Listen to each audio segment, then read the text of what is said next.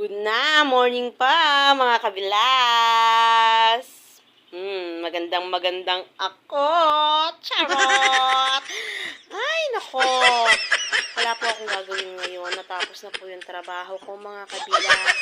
Wala rin po ako maraming labahin. Natapos ko na. Diyos ko. Ito po, ang gagawin po natin ngayon. Bisi-bisihan lang sa pagbalat ng kamote. Yan. Oh, diba? Laki na. Magbabalat po ako ng kamote ngayon. Ipi-french fries ko po siya, mga kabilas. Kasi nakakasawa na po yung nilaga. Diba? Tsaka, perito. Diba? Kaya ang gagawin ko, french fries ko po siya. Sa bagay, pirito din naman po yung french fries. Diba? Pero mas masarap.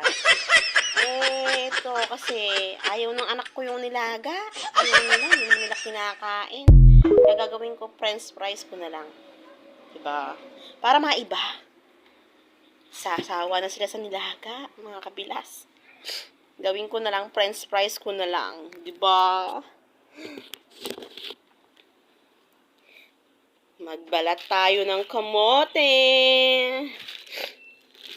Bisi-bisihan pag may time.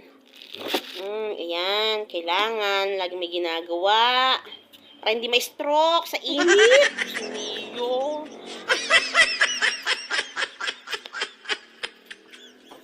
Wala kasi yung kabilas niya ngayon. May pinuntahan siya, mga kabilas. Kasama ko lang dito, yung dalawang makukulit. Magulo. Ayan, si Neg-Neg tsaka si Jojo. Sila lang po yung kasama ko ngayon, mga kabilas. Yung dalawa kasi, nag-aaral na. Si Joanne tsaka si JL. Nag-aaral po sila kanina. Kasi Monday na po, diba? Mahaba-haba rin po yung holiday nila. Hindi pa luto, baby! Diyos mio ka naman. Hindi pa man luto. Aba? Bibilad ko pa kasi to, di ba? Hiwa-hiwain tapos bibilad. Tapos pag nabilad, french fries na. Oh my God. Hindi mo pa na makakain. Sumiyo ka, bata ka.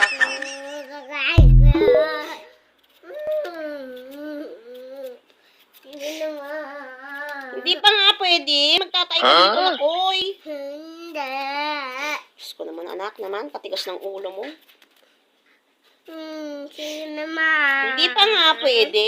Mamaya na french fries ko na, doon mo kainin. Tigas pa naman ang ulo. Miyo. Naman.